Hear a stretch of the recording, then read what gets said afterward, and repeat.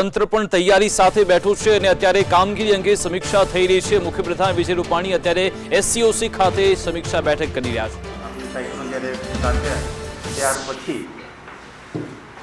રાત્રે 1:30 વાગે એ લેન્ડ ઉપર સંપૂર્ણ રીતે આવી ગયા હતા અને ત્યાર પછી જે વિસ્તાર પ્રભાવિત થયા વધારે એ અમરેલી જિલ્લા, પછી ગીર સોમનાથ, જૂનાગઢ, પોરબંદર, રાજકોટ, ભાવનગર અને બોટાદ અને એ બધા વિસ્તારમાં ખૂબ ઝડપથી અને ખૂબ તીવ્રતાવાળી પવન ફૂંકાઈ હતી। 100, 125, 150 અને અત્યારે પણ અમુક વિસ્તારમાં 100 કિલોમીટર પ્રતિ ઘંટાની રફતારથી વધારે અત્યારે પવન ફૂંકાઈ રહ્યા છે।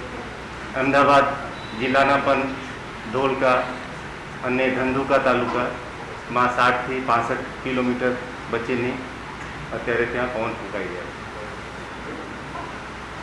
અમદાવાદથી 210 કિલોમીટર સાઉથ વેસ્ટમાં 8:30 વાગે એ ત્યાં હતા, હવે ઉપર આવી રહ્યા છે પણ બહુ ધીમી ગતિથી આવી રહ્યા છે અને એમની ગતિ 105 થી 115 કિલોમીટર અને ગસ્ટિંગ 125 કિલોમીટર પ્રતિ આવરથી છે અને સાંજ સુધી આ પ્રક્રિયા ચાલુ રહેશે। એટલે અત્યારે જે પરિસ્થિતિ છે અને જે પ્રકારે એની મૂવમેન્ટ છે એ જોઈને રાત સુધી ખૂબ તકેદારી રાખવાની જરૂરિયાત રહે છે।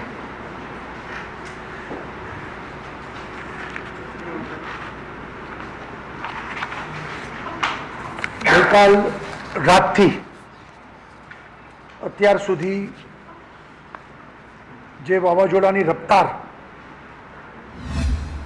આગળ વધી રહી છે અને પંકજકુમારે જે રીતે કીધું એમ આજે રાત સુધી આ વાવાઝોડું અલગ અલગ વિસ્તારોમાં આગળ વધતું જશે। ગઈકાલે લગભગ 160 કિલોમીટર સુધી હવાની તેજ ગતિ હતી, અત્યારે લગભગ 100, 105, 110 સુધી ચાલી રહ્યું છે, એટલે એટલું થોડું નબળું પણ પડ્યું છે। પરંતુ આટલા બધા કલાક આ હવા વાવાઝોડું ચાલે એટલે સ્વાભાવિક છે કે ઘણી બધી બાબતોમાં આપણા માટે ચિંતાજનક બને, પરંતુ તંત્રની એડવાન્સ પ્લાનિંગ ઇન ડિટેલ્સ છેલ્લા 3 દિવસથી જે તૈયારીઓ આપણે કરતા હતા એને કારણે કોઈ મોટી દુર્ઘટના એ ઘટી નથી, બહુ મોટી કોઈ જાનહાનિ પણ થઈ નથી। અગાઉ વાયુ અને મહા 2 વાવાઝોડા માટે આપણે તૈયારી કરીને બેઠા હતા પણ ઓમાન તરફ ફંટાઈ ગયું હતું। આ વખતે એવી તૈયારી સાથે આપણે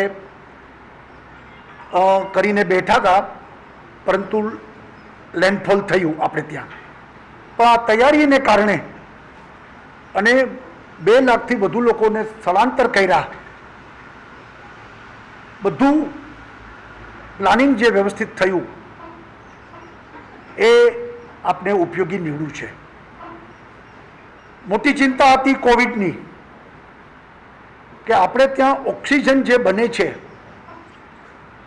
એ આપણે ત્યાં બધી હોસ્પિટલોમાં તો પહોંચાડીએ છીએ, પરંતુ અન્ય રાજ્યો મહારાષ્ટ્ર, મધ્યપ્રદેશ, રાજસ્થાન, દિલ્હી, હરિયાણા અહીંથી જાય છે પણ એમાં પણ ક્યાંય રૂકાવટ થઈ નથી। એક ભાવનગરમાં શ્રીરામ જે ઓક્સિજન પેદા કરે છે એમાં પાવરને કારણે થોડો પ્રોબ્લેમ થયો હતો, એ પણ હવે કામગીરી ચાલુ છે અને એની પાસે પણ બફર સ્ટોક હતો એટલે આપણી ડિલિવરી એ ક્યાંય અટકી નથી। સાથે સાથે આપણી જે 1400 કોવિડ હોસ્પિટલો, લગભગ એમાં આપણે 16 હોસ્પિટલમાં જ વીજ પુરવઠો ખોરવાયો હતો. એમાંથી પાછો 12માં પૂર્વવત વીજ પુરવઠો મળી ગયો છે. 4 હોસ્પિટલમાં આપણે જનરેટર ઉપર અત્યારે આપણું કામ ચાલે છે.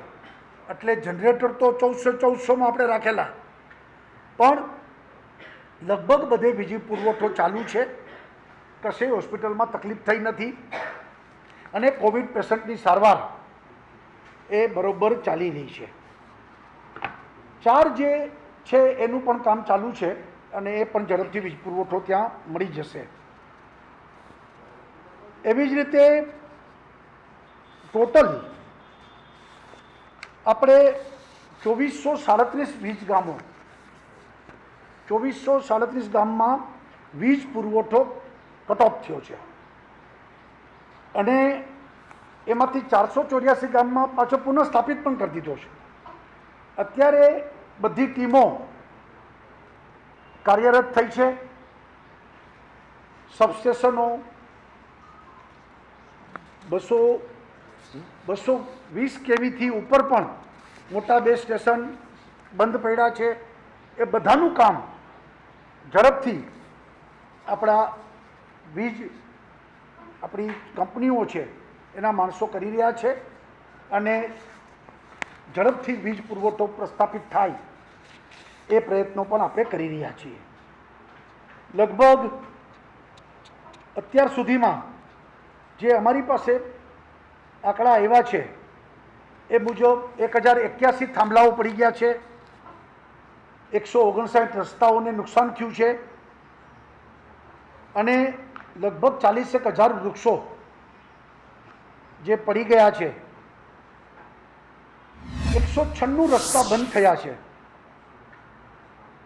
એમાંથી મોટરેબલ 42 રસ્તા કરી દીધા છે.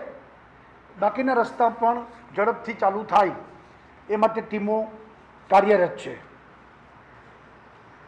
લગભગ અંદાજ મુજબ અમારી પાસે જે એકચ્યુઅલ આંકડા એવા છે મુજબ 16,500 મકાનો, ઝૂંપડાઓ એ અસરગ્રસ્ત થયા છે અને એને પણ આપણે સર્વે બધા કરી રહ્યા છીએ અને હજી પણ જે વિસ્તારોમાં 100થી વધુ સ્પીડે પવન ચાલી રહ્યો છે ત્યાં પણ આપણે ભવિષ્યમાં કેટલું નુકસાન થાય છે, શું થાય છે એના આધાર ઉપર સર્વે કરીને આગળ રિસ્ટોર કરવાના પ્રયત્ન કરીશું. અત્યારે આપણી પાસે જે રીતે માહિતી આવી રહી છે એ મુજબ લગભગ વરસાદ પણ 35 તાલુકામાં જ્યાં આગળ 1 ઇંચથી વધુ વરસાદ પડ્યો છે, બાકી બધે છૂટક છવાયે ઝાપટા પડ્યા છે અને એમાં પણ બગસરામાં સૌથી વધારે લગભગ 9 ઇંચ જેટલો વરસાદ પડ્યો છે. ગીર ગઢડામાં 8 ઇંચ જેટલો વરસાદ પડ્યો છે. ઉનામાં પણ 8 ઇંચ જેટલો વરસાદ પડ્યો છે. સાવરકુંડલામાં 7 ઇંચ જેટલો વરસાદ પડ્યો છે. અમરેલીમાં લગભગ 5 ઇંચ જેટલો વરસાદ પડ્યો છે. રાજુલા, ખાંભા, બાબરામાં પણ 5 ઇંચ જેટલો વરસાદ. એટલે અમરેલી અને ગીર સોમનાથના 2 તાલુકા એમાં વધારે વરસાદ નોંધાણો છે. બાકી બધે 1 ઇંચથી 3 ઇંચ સુધીનો વરસાદ 35 તાલુકામાં અત્યાર સુધી પડ્યો છે. આજે પણ અગત્યના જિલ્લા કે જ્યાં વાવાઝોડાનું રફતાર, પવનની ગતિ વધારે છે એવા કલેક્ટરો સાથે પણ વાત કરી છે અને ડીડીઓ, ત્યાં ગયેલા મંત્રીઓ, અમુક જગ્યાએ તો સીધા પ્રાંત અધિકારીઓ સાથે પણ અહીંથી સંપર્ક કર્યો છે. બધા લોકો, આખું તંત્ર હજી સ્ટેન્ડ ટુ છે અને જે કાંઈ નાની મોટી આવશ્યકતા પડે ત્યાં આગળ તંત્ર કામ કરી રહ્યું છે.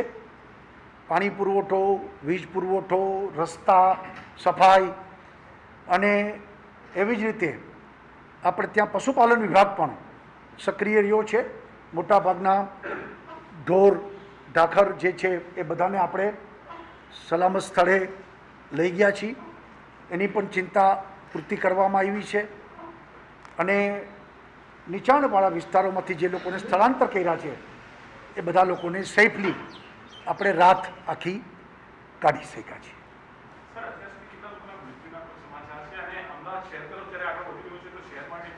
નહીં, શહેર તરફ શબ્દ નથી. ધોલેરા અમદાવાદ જિલ્લામાં એ આગળ દરિયાઈ પટ્ટી તરફ આગળ વધી રહ્યું છે. મૃત્યુના આંકડામાં ઓફિશિયલ તો હજી અમારી પાસે 3 જ, એક વાપીમાં, એક રાજકોટ જિલ્લામાં બાળકને ઉપર કાચા મકાન પડતા મૃત્યુ પામ્યું છે, અને એક ગારિયાધરમાં 80 વર્ષના માજી મૃત્યુ પામ્યા છે. એવા 3 સમાચાર અમારી પાસે આવ્યા છે.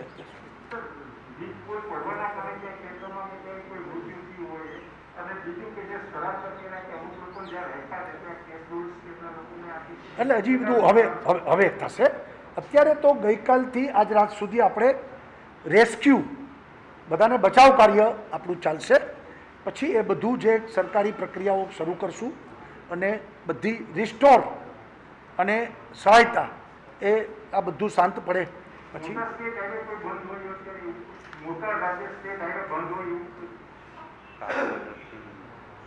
કાગ વગરથી ઉના રસ્તો એક બંધ છે. બાકી બધા રસ્તાઓ મોટા એ અત્યારે ચાલુ છે.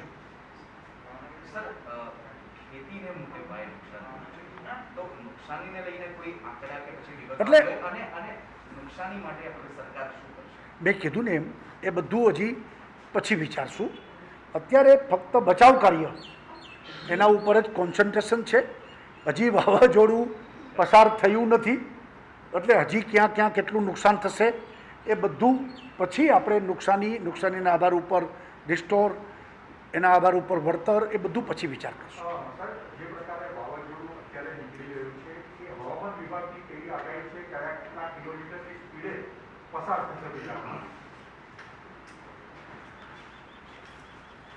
મેં જે રીતે અગાઉ કીધું, અમદાવાદથી 210 કિલોમીટર સાઉથ વેસ્ટમાં અત્યારે કેન્દ્રિત છે, અને એમને પવનની ગતિ 105થી 115 કિલોમીટર પ્રતિ ઘંટા છે. અને અત્યારે નોર્થ અને નોર્થ ઇસ્ટ દિશામાં 10 કિલોમીટર પ્રતિ ઘંટાના રફતારથી આગળ વધી રહ્યા છે. અને એ આજે સાંજ સુધી અને મોડી રાત સુધી એ આગળ વધતા રહેશે. અને ખાસ કરીને સૌથી વધારે જે વિસ્તાર અત્યારે પ્રભાવિત થવાના છે એ અમરેલી, ભાવનગર અને બોટાદ, અને પછી ગીર સોમનાથ, જૂનાગઢ, ખેડા, ભાવનગર, આનંદ અને અમદાવાદના સદન પટ્ટી એટલે ધોલકા અને ધોલેરા અને ધંધુકા. આગળ વધેલી એ બાજુ એવી ક્ષમતા છે કે આ જિલ્લામાં ગુજરાતના કોઈ બીજા કોસ્ટલ એરિયામાં જશે કે ઇફેક્ટ કરશે એવું કંઈ આવવાનું છે? જે જિલ્લાઓની મેં વાત કરી એ જિલ્લાઓ ઉપરાંત થોડું આ અસર પવનની ગતિ થોડું પશ્ચિમ બાજુમાં જશે. જામનગર, પોરબંદર, રાજકોટ, મોરબી, પણ એ બહુ ઓછા. અને આ બાજુ ખેડાની વાત થઈ, ભરૂચ, આનંદ, એટલે એ પ્રકાર થોડું આ બાજુ અને થોડું અસર પશ્ચિમ બાજુમાં થશે. કેટલા ગામો સંપર્ક વિહોણા બન્યા છે? જેમ કે અમરેલીમાં એક ઘટના બની હતી, 18 જેટલા જાનૈયાઓ બસમાં ફસાઈ ગયા છે. સંપર્ક કરવાનો પ્રયત્ન ચાલી રહ્યો છે. એને ત્યાં એનડીઆરએફની ટીમ પહોંચી ગઈ છે અને બચાવ એ બધા સેફ છે, સલામત છે અને કરીએ છીએ. લગભગ કોઈ સંપર્ક વિહોણું એટલે શું કે આવવા જવાના રસ્તા બંધ થઈ જાય, કોમ્યુનિકેશન બંધ થઈ જાય, એવું હજી સુધી કોઈ સંપર્ક વિહોણું છે નહીં. મેં કીધું એમ માની લો સૌથી વધુ અસર 4 તાલુકા અમરેલીના, રાજુલા, જાફરાબાદ, ખાંભા, ત્યાં આગળ પણ ત્યાંના પ્રાંત અધિકારી, મામલતદાર અધિકારી, પોલીસ એ આપણા સંપર્કમાં જ છે. એટલે એના મોબાઈલ ચાલુ છે, એના ફોન એટલે કે હોટલાઇન ચાલુ છે, વાયરલેસ ચાલુ છે અને જ્યાં કંઈ નાની મોટી બાબતો છે એકબીજા આપલે કરે છે. પંકજકુમારજી, ગઈકાલે તમે જે કીધેલું એ પ્રમાણે પાટણ અને બનાસકાંઠાને પણ અસર થવાની હતી. આ વાવાઝોડું આજે અસર થશે ઘણી એવી બે વિસ્તારોમાં. અત્યારના જે છે એ પ્રમાણે અસર થોડી ઓછી થશે, થોડી ઓછી. ઓકે. હિન્દીમાં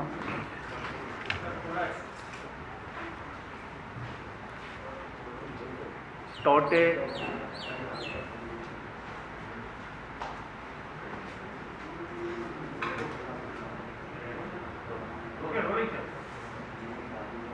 सुबह के 8:30 बजे टोटे साइक्लोन अहमदाबाद से 210 किलोमीटर साउथ वेस्ट में स्थित था और इसकी गति 105 से 115 किलोमीटर प्रति घंटे की है और ये नॉर्थ ईस्ट दिशा में जा रही है और देर रात तक गुजरात के कुछ जिलों को ये प्रभावित करता रहेगा और धीमे धीमे अगली सुबह तक जाके इसका प्रभाव काफ़ी कम हो जाएगा. प्रशासन ने माननीय मुख्यमंत्री श्री के नेतृत्व में जिस तरह की व्यवस्था की थी और जिस स्तर का ये तूफान आया उसमें काफ़ी नुकसान हो सकता था.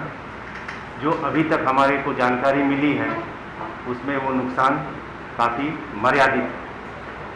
सबसे बड़ा चैलेंज हमारे लिए कोविड में जब कोविड के मरीज अस्पताल में इलाज ले रहे हों वैसे में अस्पताल की बिजली का अविरत चालू रहना और उसके फेल हो जाने पे पावर बैकअप होना, इसकी जो तैयारी की गई थी सारे जो हमारे 1400 से ज़्यादा जो कोविड सेंटर्स हॉस्पिटल्स वगैरह हैं हर जगह ये व्यवस्था की गई थी और पूरे साइक्लोन के दरमियान सिर्फ 16 अस्पताल के इलेक्ट्रिक सप्लाई के ऊपर असर पड़ी, उसमें 12 को रिस्टोर भी कर दिया गया है और बाकी 4 में काम चल रहा है.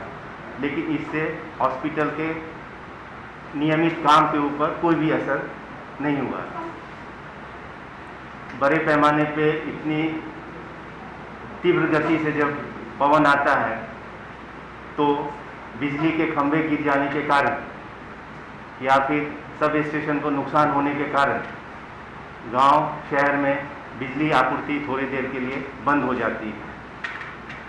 हमारे 2437 गांवों पे असर पड़ा लेकिन उसमें से करीब 2000 गांवों में बिजली की आपूर्ति पूरी कर दी गई है और उसका मुख्य कारण ये रहा है कि 661 जितनी डिस्कॉम की टीम पहले से ही तैनात कर दी गई थी.